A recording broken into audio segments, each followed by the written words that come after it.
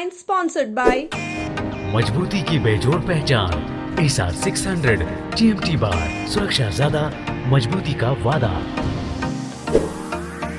Pradeep electric stores की नई पेशकश प्रदीप सेल्स। विश्व स्तरीय fancy lights, electronic items, Damro का फर्नीचर समेत अन्य इलेक्ट्रिक उत्पाद। पता Maktapur road, Giridih. Crest care multi specialist hospital, Dwarpahari road, Jamua थाना के निकट, गिरिडीह।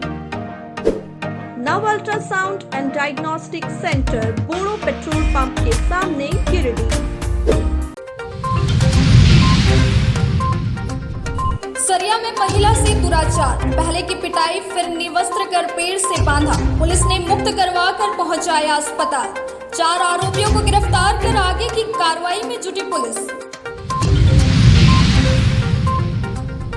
अज्ञात वाहन की टक्कर से मुहर्रम में लगा लाउडस्पीकर हुआ क्षतिग्रस्त।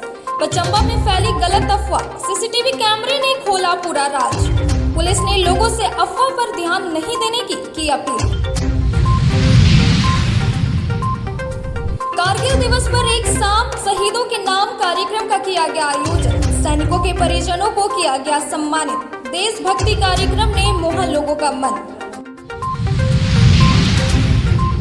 और गिरिडीह में तेजी से फैल रहा है आई फ्लू, जाने इससे कैसे करें बचाव, बता रहे हैं प्रसिद्ध नेत्र रोग विशेषज्ञ डॉक्टर कुलदीप नारायण।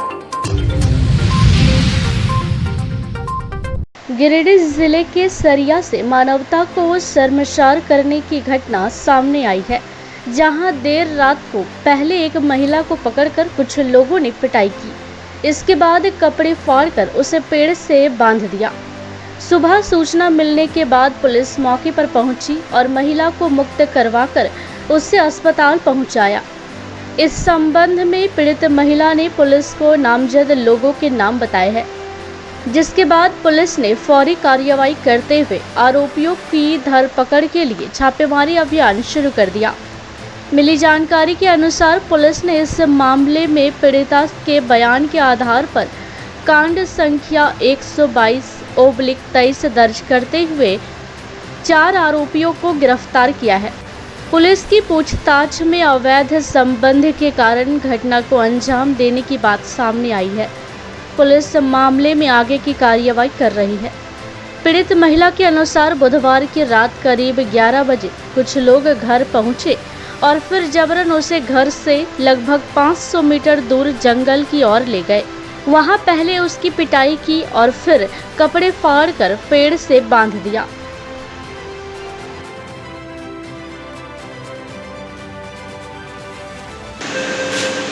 दोनों बाल बच्चे और उसका मम्मी, बुआ, दादी और 11 बजे उसे घर से निकले ना। तो पहले मतलब जैसे कि हाँ करवा दिया ना, तो गाड़ी गलत कर दी। गाड़ी गलत की तो पता नहीं कान रख दिया रखा किसी के हैं सेटिंग कर जाने बाहर निकले घर से ऐसा किया। घर पर बैठा दिया, मुँह हमाम किया, लखाते नहीं खाली मुँह का सुना रहा है। फिर जब गैस हो गए तब जाके ये कटना के बाद परेशान पूरा हो गए हैं। मेरे से हो गए उसको। अफवाह के कारण पचंबा में एक बार फिर माहौल बिगड़ने ही वाला था कि सीसीटीवी कैमरे ने पचंबा में होने वाले पूरे बवाल को थाम लिया। दरअसल पचंबा के गढ़ मोहल्ला में मुहर्रम को लेकर लाउडस्पीकर बांधा गया था। सुबह में लाउडस्पीकर क्षतिग्रस्त पाया गया, जिसके बाद पूरे इलाके में अफवाह फैल गई कि किसी असामाजिक तत्व के द्वारा जानबूझकर लाउडस्पीकर को क्षतिग्रस्त किया गया है, जिसके बाद भारी संख्या में लोगों की भीड़ वहां पर जमा हो गई। वहीं घटना की सूचना मिलते ही पचंबा थाना प्रभारी मुकेश दयाल सिंह भी दलबल के साथ मौके पर पहुंच गए और पूरे मामले की जांच पड़ताल शुरू की। जांच के क्रम में पास में लगे सीसीटीवी कैमरे को भी खंगाला गया, जिसमें रात के वक्त अज्ञात वाहन जो सड़क से पार कर रही थी उससे लाउडस्पीकर क्षतिग्रस्त हुआ था, जिसके बाद पूरा मोहल्ला शांत हो गया। पुलिस ने फिलहाल दोनों समुदाय के लोगों को आपसी सौहार्द के साथ त्योहार मनाने की अपील की है। उन्होंने कहा कि लोग किसी भी अफवाह को सुनते ही इसकी सूचना पुलिस को दें।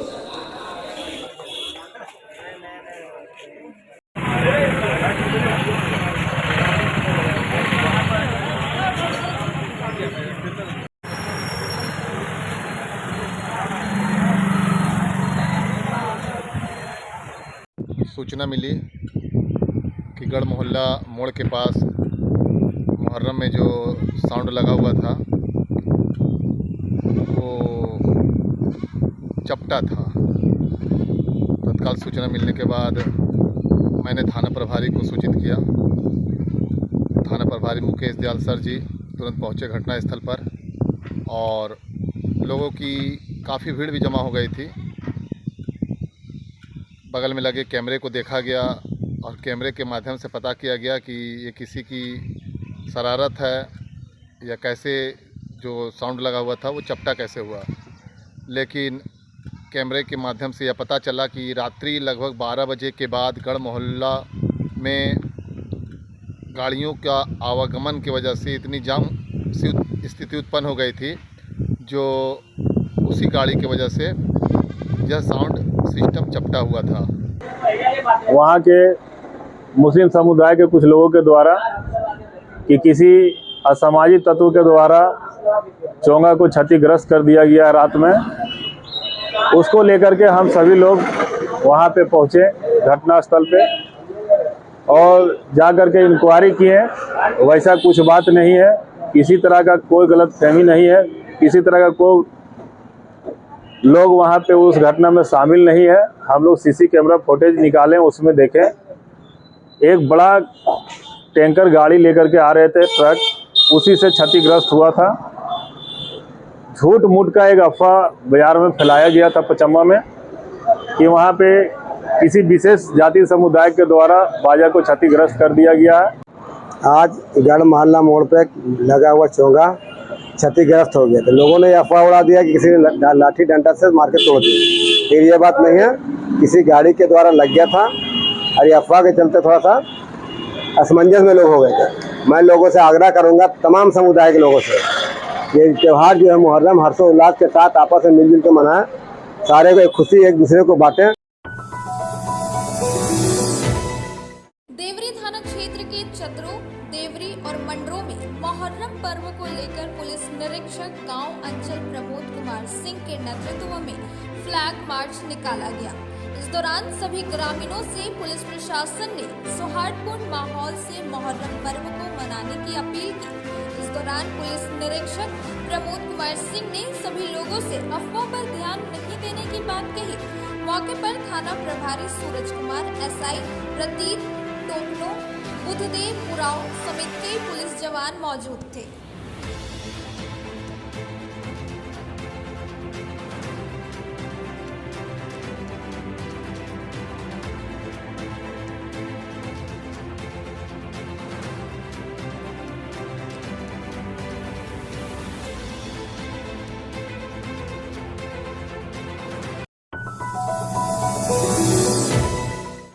मुहर्रम के मद्देनजर तीसरी थाना परिसर में गुरुवार को वीडियो संतोष प्रजापति की अध्यक्षता में जनप्रतिनिधियों और पुलिस प्रशासन के बीच शांति समिति की बैठक की गई। इस दौरान हमेशा की भांति पुलिस प्रशासन ने मौके पर उपस्थित सभी शांति समिति के सदस्यों से शांति व सौहार्दपूर्ण माहौल में मुहर्रम मनाने की अपील की। थाना प्रभारी प्रदीप कुमार ने मौके पर उपस्थित मुस्लिम समुदाय के प्रतिनिधियों से एक कर उनके क्षेत्रों में निकलने वाले जुलूस और कार्यक्रम की विस्तृत जानकारी दी। साथ ही जुलूस के समय शांति समिति के सदस्यों को उपस्थित रहने की बात कही। उन्होंने कहा कि त्योहार में खलल डालने वाले उपद्रवियों व असामाजिक तत्वों पर कड़ी कार्रवाई की जाएगी। वहीं बीडीओ संतोष प्रजापति ने बताया कि जुलूस के दौरान डीजे का प्रयोग न करें, लाउड स्पीकर पर केवल मजहबी नारे ही लगाए। 29 जुलाई तक शराब की दुकानें बंद रहेगी। साथ ही रूट चार्ट के माध्यम से सड़क किनारे स्थित जर्जर भवन, बिजली की खुली तार आदि का जायजा लिया जाएगा। इसके अलावा कैमरे व ड्रोन से जुलूस की निगरानी की जाएगी। साथ ही सोशल मीडिया पर पुलिस प्रशासन की पैनी नजर रहेगी।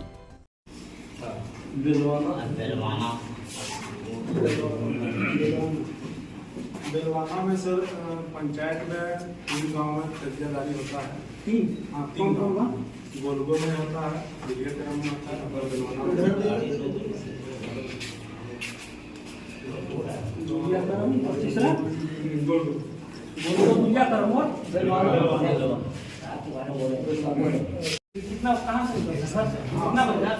इसके बाद फिर जितना टोला मोहल्ला जो दिखाया गया उसमें सामने में इसमें घूम ले बैठ जाता है अपना जो सेक्टर वाला अपना कर यही बात है ना। जो लोड स्पीकर वगैरह उसमें हम लोग केवल मजहबी नारा दे सकते हैं, है ना। मजहबी नारा बस उसको आपको यहाँ पर पाबंदी करने के लिए बताया गया है। प्रतिबंध एक मैंने समाज सामाजिक कार्यकर्ता के द्वारा बताया गया 27-28 उनके डीसी सर को दिया है संज्ञान के 27-28-29 तक शराब दुकान बंद रखेंगे, है ना। तो ऊपर से आदेश आएगा और फ्लैग मार्च करना है। तो फ्लैग मार्च हम लोग निकालेंगे अपना थाना से और रूट चार्ट हम लोग को ही कर लेना है, वेरिफिकेशन कर लेना है कि रूट चार्ट में जिससे कि जहाँ पर है हम लोग ज़्यादा चढ़ेगा तो उसके हो सकता है तो उसको हम लोग को ध्यान रखना है ना। 9-10 बजे यहाँ आते हैं सर बंदी भी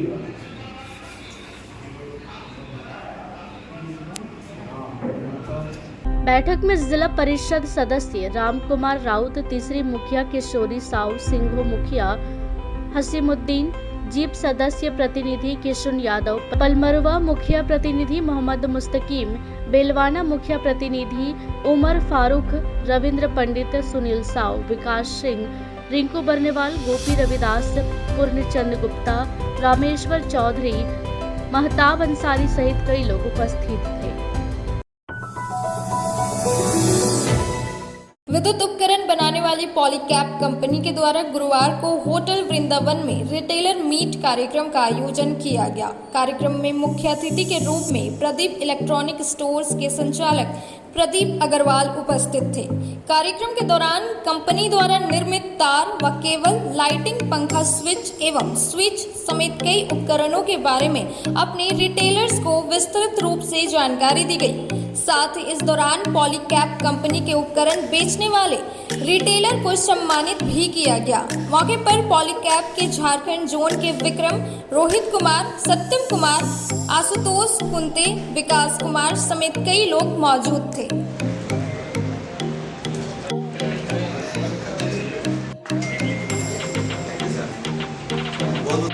जो भी आप लोग परचेज कीजिए, लोकल कीजिए, उसका एडवांटेज दीजिए। पहले होता था, कंपनी ने क्या किया, अब कंपनी का वायर पूरा स्प्रेड हो गया है। आप कंपनी ने चेक कर लगा सकते हैं और घर को, क्योंकि आप भी लोग हैं, बदौलत आप है तो 100 डीलर यहाँ पर होटल वृंदावन में है। कंपनी के हमारे झारखंड हेड विक्रम जी और स्विच के रोहित जी और उनके साथ पूरी टीम और मार्कोन के सत्यम कुमार जी भी आए हुए हैं। ये मीट का आयोजन करने का मतलब क्या होता है कि कंपनी किस तरह का प्रोडक्ट बना रही है, आने वाले समय में क्या क्या नया प्रोडक्ट देगी, उसके बारे में डीलर बंधुओं को जानकारी देने के लिए। क्योंकि हर समय इलेक्ट्रिकल प्रोडक्ट ऐसा है कि रोज़ नया कुछ लॉन्च होता है, तो जब तक इस तरह का मीट का आयोजन नहीं होता है, इस तरह का डीलर मीटिंग का आयोजन नहीं होता है, तो डीलर प्रोडक्ट तो बेचते हैं लेकिन उसके बारे में पूरी तकनीकी जानकारी नहीं होती है। इस तरह के मीट का मतलब ही है कि प्रोडक्ट के बारे में पूरी जानकारी देना, और बहुत ही अच्छा हुआ। हमारे पूरे गिरिडीह जिला से लगभग 100 डीलर यहाँ पहुँचे। प्रोडक्ट प्रोफाइल में wires, cables, fan, lighting, switch gear and major product like pump और भी डिवीजन है इसमें। हमारे प्रदीप इलेक्ट्रिक स्टोर यहाँ का ऑथराइज्ड एंड एक्सक्लूसिव डिस्ट्रीब्यूटर, जो रिटेलर्स यहाँ पे आए हुए हैं सब प्रदीप इलेक्ट्रिक स्टोर से किसी न किसी तरीके से जुड़े हुए हैं। और ये बहुत दिन का हमारा प्रदीप इलेक्ट्रिक स्टोर का रिलेशन रहा है कि हम इस मार्केट में इनके थ्रू पॉलीकैब को प्रमोट करते हैं। आज ये डीलर मीट एक्सक्लूसिव हम रखे थे। हमारे नया स्विच लॉन्च हुआ है, एटीरा स्विचेस, जो कि मार्केट में लीडिंग ब्रांड पॉलीकैब का एक ब्रांड और आता है एटीरा, उसी का पार्ट है। और इसमें बहुत सारे सेफ्टी फीचर्स दिए हुए हैं प्रोडक्ट में, बहुत सारे न्यू फीचर्स दिए हुए हैं। तो जो रिटेलर्स जो इस प्रोडक्ट के बारे में जानना चाहते हैं आज वो आए हुए हैं एंड हमारा पूरा सपोर्ट रहा है प्रदीप इलेक्ट्रिकल स्टोर्स का। हम बहुत थैंकफुल हैं उनके कि इतना बड़ा इवेंट को यहाँ पे ऑर्गेनाइज करें। गिरिडीह समेत पूरे झारखंड में इन दिनों आई फ्लू संक्रमण तेजी से फैल रहा है। मॉनसून के मौसम में अक्सर आई फ्लू के मामले सामने आते हैं। इसे पिंक आई भी कहा जाता है। यह एक संक्रामक बीमारी है जो संक्रमित व्यक्ति या उसके आंसुओं के संपर्क में आने से फैलता है। इसके अलावा यह आई कांटेक्ट बनाने और संक्रमित व्यक्ति के खांसी के दौरान छींकने से भी फैल सकता है। गिरिडीह में भी इसका संक्रमण काफी तेजी से फैल रहा है, जिससे काफी लोग परेशान हो रहे हैं।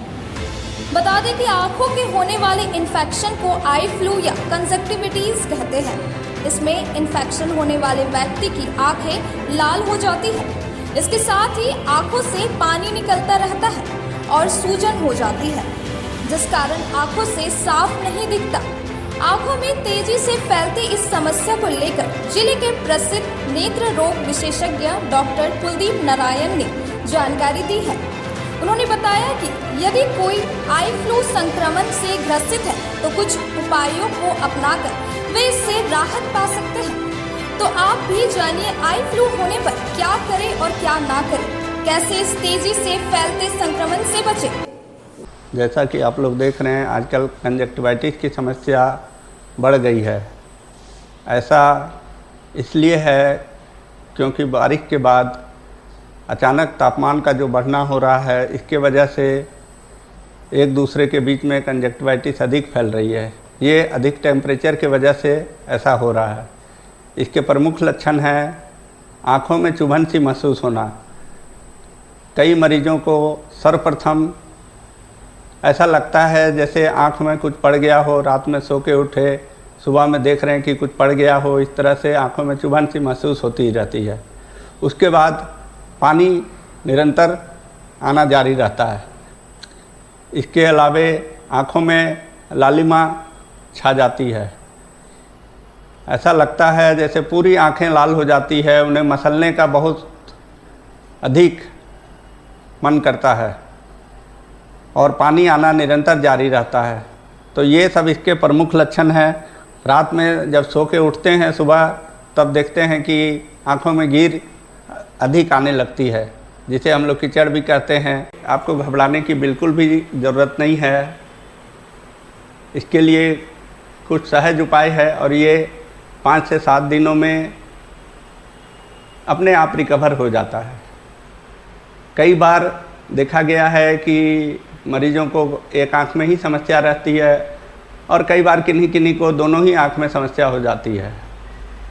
अधिकतर स्कूल में जाने वाले बच्चे वहाँ से संक्रमित होकर के आते हैं और घर में भी अपने परिवार में संक्रमण को बढ़ा देते हैं। तो जैसा भी हो, अगर आपके आसपास ऐसी समस्या है तो इसके लिए घबराने की ज़रूरत नहीं है। आपको साधारण तरीके से मैं बता दे रहा हूँ कि इसके लिए आप क्या क्या ना करें और क्या करें। सर्वप्रथम आपकी आँखों में ज़्यादा खुजली नहीं करनी है। आँख की साफ़ सफाई पे अधिक से अधिक ध्यान देना है। अगर आप रुमाल रखते हैं तो उसे साफ़ रुमाल रखें या कॉटन से साफ़ करें और दोनों आँखों के लिए अलग अलग कॉटन वाइप का इस्तेमाल करें। आँखों में अगर खुजली मचलती हो तो ज़्यादा खुजलाहट नहीं करनी है। इसमें देखा गया है कि धूप में देखने में तकलीफ़ होती है, तो धूप में जब भी जाएं आप सनग्लासेस का प्रयोग करें। आपकी आँखें नमी बनी रहे और धूप में देखने में सहूलियत हो। अगर 5 से 7 दिन में रिकवर नहीं होती है तो आपको डॉक्टर से सलाह लेने की ज़रूरत है। अपने नेत्र चिकित्सक से सलाह लें। कभी भी गंदे कपड़ों का इस्तेमाल न करें। जब भी आप रुमाल का इस्तेमाल करें तो साफ़ करके ही इसका इस्तेमाल करें और कोशिश करें कि आँखों में कम से कम उंगली लगाएं ताकि इन्फेक्शन एक दूसरे से ना फैले। जिस भी बच्चे का हुआ है वे चश्मा लगा करके रखें और कोशिश करें कि दूसरे के टच करने के बाद अपनी आँखों को टच करने के बाद दूसरे की आँख टच न करें। और आप चाहें तो सिंपल एंटीबायोटिक जो बाज़ार में उपलब्ध है, सिप्रोफ्लोक्सासिन या क्लोरामफेनिकोल एप्लीकेप लगा करके रात में सोते समय क्लोरामफेनिकोल का मलहम लगाएं, तो ये स्वतः 3 से 4 दिन में रिकवर हो जाएगी। अगर इसके बाद भी दिक्कत हो रही है और अगर दर्द की समस्या है, अगर दवा डालने के बाद भी आराम नहीं हो रहा है और आपकी दर्द बढ़ते जा रही है या लालिमा बढ़ते जा रही है, तो तुरंत अपने नेत्र चिकित्सक से सलाह लेने की ज़रूरत है। बेंगाबाद प्रखंड के सोनबाग पंचायत के ग्रामीणों ने अनुमंडल पदाधिकारी को एक ज्ञापन सौंपकर सोनबाग गांव में हो रहे डीप बोरिंग को रोकवाने की मांग की है। ग्रामीणों ने इसका एक प्रतिलिपि पेयजल और स्वच्छता विभाग को भी दिया है। ग्रामीणों ने बताया कि गिरिडीह मुफस्सिल थाना क्षेत्र के बक्सीडी के रहने वाले प्रकाश प्रसाद सिन्हा अपनी निजी जमीन पर रात को लगभग 11 बजे अवैध तरीके से डीप बोरिंग करवा रहे थे, जिसका ग्रामीणों ने विरोध किया और बोरिंग गाड़ी को बंद करवा दिया। लेकिन प्रकाश प्रसाद सिन्हा ने ग्रामीणों को धमकी भरे लहजे में पुनः डीप बोरिंग करवाने की बात कही है। उन्होंने कहा कि डीप बोरिंग होने से गांव के आसपास के कुआं और चापाकल सूख जाएंगे, जिससे लोगों को पीने का पानी भी मयसर नहीं होगा। इसलिए जिला प्रशासन ऐसे अवैध तरीके से किए जा रहे डीप बोरिंग पर रोक लगाए। उन्होंने कहा कि मामले को लेकर दोनों तरफ से तकरार की स्थिति है, इसलिए पुलिस भी मामले में हस्तक्षेप करे। डीप बोरिंग नहीं हुआ है, डीप बोरिंग हमारे कहीं नहीं हुआ है। एक जगह हो रहा था डीप बोरिंग जेपी सीमेंट में, वहाँ ग्रामीण लोग विरोध किया और उसको रोका गया। 2 दिन के बाद में लाया वो छोटा बोरिंग गाड़ी, तब बोरिंग किया जीप सीमेंट वाला, जेपी सीमेंट वाला। काम में मैंने हम लोग 4-5 हजार के संख्या, 3-4 हजार के संख्या में कहीं डीप बोरिंग नहीं हुआ। हम लोग को कुआं से काम चल जाता है, छोटा बोरिंग से काम चल जाता है, तो डीप बोरिंग की आवश्यकता नहीं है। छोटे बोरिंग डीप बोरिंग किसी व्यक्ति को यहाँ 2 कट्ठा 8 डिसमिल 10 डिसमिल जमीन रहेगा, कहेगा हम डीप बोरिंग करेंगे, उसका मकसद क्या है? दलालों की मनमानी नहीं चलने देंगे। हमारे गांव में डीप बोरिंग नहीं होगी। तो हमारे ग्रामीणों के द्वारा हमें सूचित किया गया 2-3 दिन पहले। तो डीप बोरिंग बहुत ही गलत बात है। डीप बोरिंग कहाँ किया जाता है? जहाँ बहुत बड़ा सिंचाई का काम हो। अगर 10 डिसमिल कोई ज़मीन लिया, उसको डीप बोरिंग को क्या ज़रूरत है? और अगर अगल बगल में पानी सूख जाएगा, उसका जिम्मेवार कौन लेगा? और डीप बोरिंग होना बहुत ही निहायत गलत बात है। डीप बोरिंग कहीं भी नहीं होना चाहिए। सरकार के आदेश अनुसार भी बैंड है। इसमें सरकार हमारे गिरिडीह प्रशासन को पहल करना चाहिए। पुरजोर ग्रामीण विरोध कर रहे हैं, कोई आकांक्षी घटना ना घटे इस विरोध के कारण। इसीलिए हम कहेंगे कि इसको अविलंब रोक लगाया जाए। देखिए, हमारा घर में एगो छोटा मोटा कुआं है और वो कुआं का गहराई मानिए तो 20 से 22 फीट है और चौड़ाई उसका 4 फीट है। और डीप बोरिंग होता है। और डीप बोरिंग हम लोग विरोध माने अपने स्तर से नहीं कर रहे हैं। हम लोग का माने प्रधानमंत्री नई नीति के तहत जो लागू हुआ है, उसके तहत हम लोग कर रहे हैं कि डीप बोरिंग होने से हम लोग ग्रामीण क्षेत्र में आते हैं।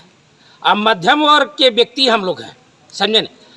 डीप बोरिंग को व्यक्ति आकर के कर देता है 10-12 फीट में, बल्कि उसको उतना ज़रूरत भी नहीं है डीप बोरिंग का, और वो करता है। और करता है तो हम लोग नाजायज़ नहीं कर रहे हैं। मैंने जो सरकार का आदेश है उसके तहत हम लोग विरोध किया। और वो 10-11 बजे रात को आया था और 8-10 को अपना आदमी लेके आया था। मैंने धमकी भरे लहजे में उन लोग बोला कि डीप बोरिंग करेंगे तो करेंगे, हम अपना ज़मीन में कर रहे हैं, तुम्हारा बाप का ज़मीन में नहीं कर रहे हैं, हम अपना बाप का ज़मीन में कर रहे हैं। तरह से बहुत ही गंभीर है, क्योंकि ये जो डीप बोरिंग कराया जा रहा था, ये बिल्कुल अवैध तरीके से किया जा रहा था। क्योंकि आज का जो एक तो सुखाड़ है, बरसात नहीं हो रहा है, पानी का जलस्तर काफ़ी नीचे चला गया है, और एक वो यहाँ के निवासी नहीं खरीदगी ज़मीन पर बहुत कम ज़मीन खरीदे, यानी कि 10 डिसमिल लमसम ज़मीनों को खरीदे हैं, और उस पर डीप बोरिंग कराना बिल्कुल गलत है। इसीलिए पूरे ग्रामीण इसका विरोध कर रहे हैं। पहले हम लोग को पता चला, रतन स्वर्णकार नाम का आदमी मेरे गांव का है, तो हम लोग को संपर्क किया और वो उनके बगल में ज़मीन कोई 2 कट्ठा लिए हैं जो कि गिरिडीह बाज़ार का रहने वाले हैं, और वो रात को जबरन डीप बोरिंग करने के प्रयास किए हैं। उसके बाद हम लोग जो ग्रामीणों ने विरोध किया, हम लोग का जानकारी में आया, तो हम लोग पूछे, रतन जी से भी पूछे, उनसे भी पूछे और थाना प्रभारी से भी बात हुई, तो उन्होंने बताया कि ये जो है डीप बोरिंग नहीं करना है, छोटा गाड़ी से बोरिंग करना है, उसमें रतन जी को कोई दिक्कत नहीं है और ग्रामीण को भी कोई दिक्कत नहीं।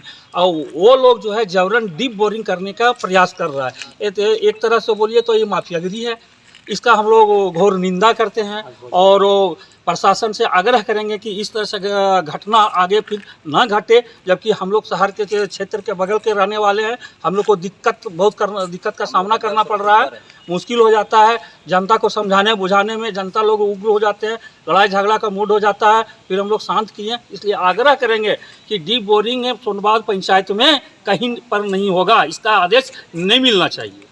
मौके पर रुपेश स्वर्णकार, रत्न स्वर्णकार, मनोज स्वर्णकार, मदन मोहन सिंह, सूरज मंडल, सागर स्वर्णकार, अवधेश स्वर्णकार, चंद्रकांत मंडल, टिंकू वर्मा, सुधीर कुमार, भुवनेश्वर मंडल, विनोद मंडल, मनोहर मंडल, शकुंतला देवी आदि लोग मौजूद थे।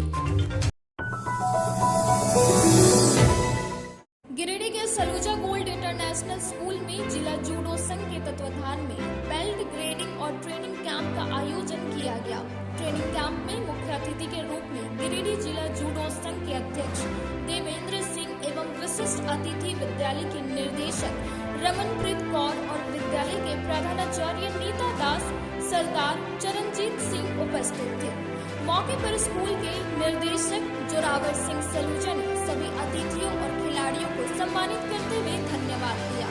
मौके पर जोरावर सिंह सलूजा ने कहा कि बच्चों को फिजिकल रूप से फिट रहने के लिए जूडो जैसे खेल में आगे होना बहुत जरूरी है। उन्होंने बताया कि यह प्रशिक्षण 2 दिनों तक चलेगा, जिसमें गिरिडीह जिला के विभिन्न स्कूलों से 100 जूडो खिलाड़ी भाग ले रहे हैं। उन्होंने बताया कि बच्चों को बारी बारी जूडो से जुड़ी तकनीक के बारे में बताया जाएगा। कैंप में बच्चों का सीनियर प्रैक्टिकल एग्जामिनेशन होगा। उसके बाद सारे बच्चों को रिजल्ट घोषित किया जाएगा और प्रमाण पत्र दिया जाएगा। वहीं बच्चों को प्रशिक्षण देने आए झारखंड जूडो एसोसिएशन के प्रशिक्षक उपेंद्र कुमार ने बताया कि आने वाले माह में जूनियर और सब जूनियर जूडो प्रतियोगिता का आयोजन रामगढ़ जिला में होगा, जिसमें गिरिडीह के विभिन्न स्कूलों एवं क्लब के जूडो खिलाड़ी पार्टिसिपेट करेंगे और इसमें बेहतर प्रदर्शन करने वाले खिलाड़ी को राज्य स्तर जूडो चैंपियनशिप में खेलने का मौका दिया जाएगा।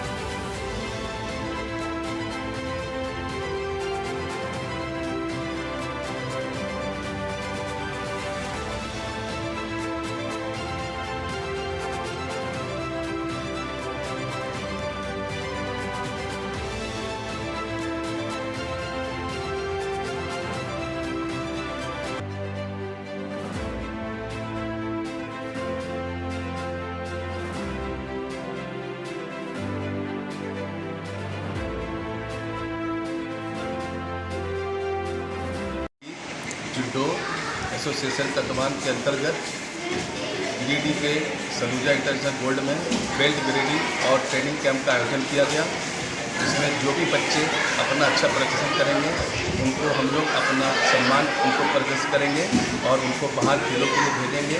ये आयोजन 2 दिन 27 जुलाई और 28 जुलाई तक चलेगा। कल इसका समापन है। मैं अपने छात्रों से ये अच्छा रिक्वेस्ट करता हूँ कि वो अच्छे से अच्छा प्रदर्शन करें और अपने झारखंड और गिरिडीह का नाम रोशन करें। इसके लिए मैं हमारे जूडो एसोसिएशन के गिरिडीह जिला जूडो एसोसिएशन के तत्वाधान में 2 दिवसीय ट्रेनिंग कैंप और बेल्ट एग्जामिनेशन का शिविर लगाया गया है और इस ट्रेनिंग कैंप और बेल्ट सेमिनार में हमारे गिरिडीह के विभिन्न स्कूलों के लगभग 100 जूडो खिलाड़ी भाग लिए हैं। और प्रतिभागी जो हैं भाग लिए हैं वो सलूजा गोल्ड नेशनल स्कूल के हैं, आपके ओपन मैंस बिरला स्कूल से हैं और Kapoor Singh modern martial art academic club से हैं, किरण पब्लिक स्कूल से हैं, संत जोसफ स्कूल से हैं। तो इसी प्रकार से विभिन्न स्कूलों से विभिन्न जूडो खिलाड़ी ने भाग लिए हैं। और इसमें आज क्या है कि बारीक से जूडो के बारे में, टेक्निक के बारे में बताया जा रहा है बच्चों को, कैसे थ्रोइंग करना है, कैसे टेक्निक मारना है, कब टेक्निक लगाना है, कौन टेक्निक कब लगाना है, गिरना है तो कैसे गिरना थ्रो करना है, इसके बारे में विभिन्न प्रकार से बारीक से बताया जा रहा है। कितने दिन चलेंगे? कितने दिन चलेंगे? ये जो सेमिनार कैंप हम लोग का है 2 दिन का है, 27 जुलाई से लेकर 28 जुलाई तक चलेगा और आने वाले 29 जुलाई को बच्चों को रिजल्ट मिलेगा। इसमें जो बेहतर करेंगे, अपना पास करेंगे, उनको रिजल्ट मिलेगा और उनका बेल्ट प्रमोशन होगा।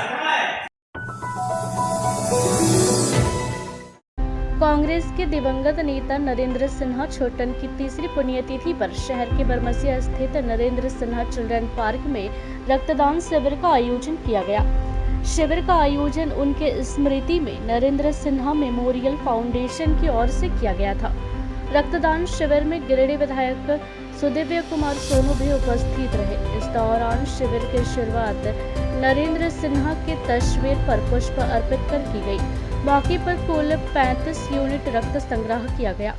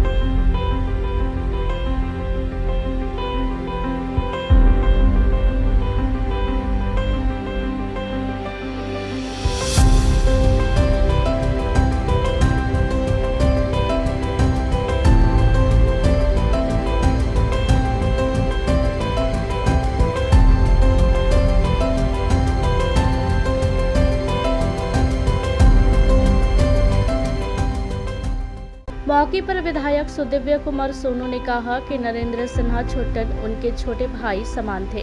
उनके निधन बहुत बड़ी क्षति है। विधायक ने उनके बड़े भाई अजय कुमार सिन्हा को धन्यवाद ज्ञापन करते हुए कहा कि उनके स्मृति में रक्तदान शिविर लगाना सच्ची श्रद्धांजलि है। छोटन जो मेरे लिए छोटे भाई के समान थे, पिछले चुनाव में पूरे चुनाव प्रचार के दरमियान यह शख्स कांधे से कांधा मिलाकर मेरे साथ घूमा।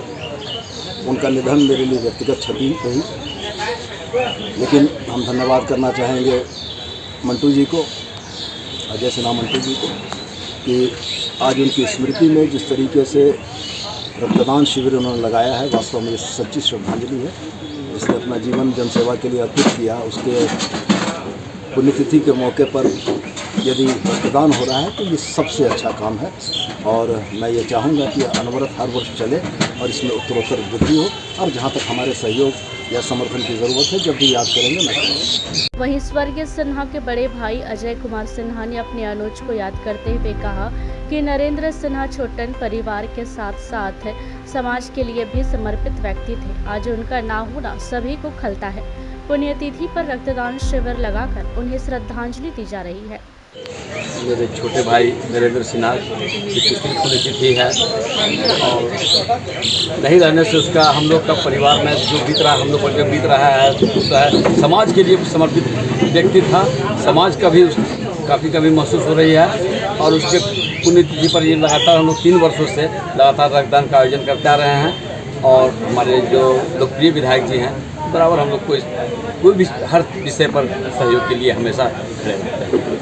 हमारे छोटे भाई नरेंद्र सिन्हा जी का पुण्यतिथि पर आज चिड़िया टाउन सेलिब्रेशन किया जा रहा है और हमारे गिरिडीह के कर्मठ विधायक सुधीर कुमार सोनू जी, अजय कुमार मंटू जी का बहुत सहयोग है। उनका छोटा भाई थे और छोटन जी बहुत कार्यशील व्यक्ति थे। उनका जितना भी हम लोग बड़ाई करें कम है और उन्हीं के आज पुण्यतिथि पर आज ब्लड डोनेशन कार्यक्रम रखा गया है। शिविर में Anand Kumar Verma, Upendra Prasad Singh Raja, Anjani Kumar Sinha, red cross society के अध्यक्ष मदन विश्वकर्मा, बलराम यादव, कमलेश लोहानी, ब्लड बैंक के प्रभारी डॉक्टर सोहेल अंसारी समेत काफी संख्या में लोग उपस्थित थे। वेटरन ऑर्गेनाइजेशन ऑफ गिरिडीह एवं फाइटिंग ग्रुप के द्वारा कारगिल विजय दिवस के अवसर पर गिरिडीह नगर भवन में एक शाम शहीदों के नाम कार्यक्रम का आयोजन किया गया। कार्यक्रम में बतौर मुख्य अतिथि गिरिडीह विधायक सुदिव्य कुमार सोनू, जमुआ विधायक केदार हाजरा, कार्यक्रम के प्रायोजक गुणवंत सिंह मोंगिया समेत अन्य कई गणमान्य उपस्थित थे। कार्यक्रम की शुरुआत शहीदों को श्रद्धांजलि देकर व दीप प्रज्वलित कर की गई। इसके बाद निष्ठा academy, Kalakunj, Prince dance institute समेत अन्य संस्थाओं ने रंगारंग देशभक्ति कार्यक्रम की प्रस्तुति दी। साथ ही इस दौरान सैनिकों के परिवार के लोगों को सम्मानित किया गया।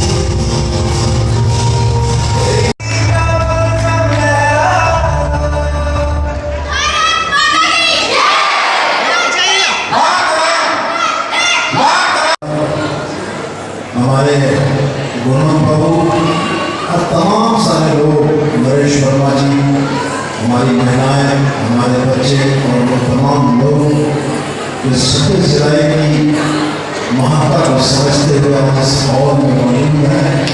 मैं आप सभी लोगों को बड़े हृदय से धन्यवाद देता हूँ। बताया गया कि कार्यक्रम में अमर बलिदानियों को नमन करते हुए नए युवाओं में देशभक्ति की जज्बे को बढ़ाने के उद्देश्य से कार्यक्रम का आयोजन किया गया है, ताकि ज्यादा से ज्यादा युवा सेना में भर्ती होकर मां भारती की सेवा कर सके। और एक हमारे देश की शान को ऊंचा करने वाला बहुत ही सुंदर एक कार्यक्रम जो कि आज सजाया गया है। हमें हमेशा की तरह, जिस तरह ये दिलों में रहने वाली बात है कि 26 जुलाई 1999 जब कारगिल युद्ध में विजय पताका लहराते हुए हमारे देश के जवान लौटे, जिसमें कि कई शहीद हो गए, कई घायल होकर लौटे और कई भूखे प्यासे वहाँ लड़ते लड़ते और अंत में अपनी विजय पताका लहराते हुए लौटे। ये हम लोगों के लिए बहुत बड़ी शान है कि जो विपरीत परिस्थितियों में भी भारतीय सेना ने जो शौर्य का प्रदर्शन किया, उसकी आज हम लोग याद दिवस मना रहे हैं। और ये विजय दिवस हम लोग के लिए बहुत ही महत्वपूर्ण और प्रतिष्ठित कार्यक्रम है, जिसमें कि हम सभी में आज एक एक नागरिक में, देश में आज हम लोग देश प्रेम की भावना को और भर सकें, देश के प्रति प्रेम जगा सकें। ये बहुत बड़ा कार्यक्रम और बहुत ही सुंदर कार्यक्रम सजाया गया है। इसके लिए मैं कार्यक्रम के ऑर्गेनाइजर्स सभी को विशेष धन्यवाद देता हूं और मुझे खुशी है कि मुझे भी इसमें जुड़ने का मौका दिया गया। बहुत बहुत धन्यवाद। कार्यक्रम का संचालन पूर्व सैनिक नवीनकांत सिंह ने किया, जबकि कार्यक्रम में जीप सदस्य प्रभा देवी, प्रदेश सचिव नरेश वर्मा सहित अन्य अतिथियों ने भाग लिया। कार्यक्रम को सफल बनाने में अमित कुमार, विजय वर्मा, नंदकिशोर मंडल, विद्याभूषण सिंह सहित अन्य का सराहनीय योगदान रहा। तो ये था हमारा आज का अंक। अगले अंक में फिर से होगी मुलाकात कुछ ताजा तरीन खबरों के साथ। तब तक के लिए दीजिए पूरी टीम को इजाजत। नमस्कार।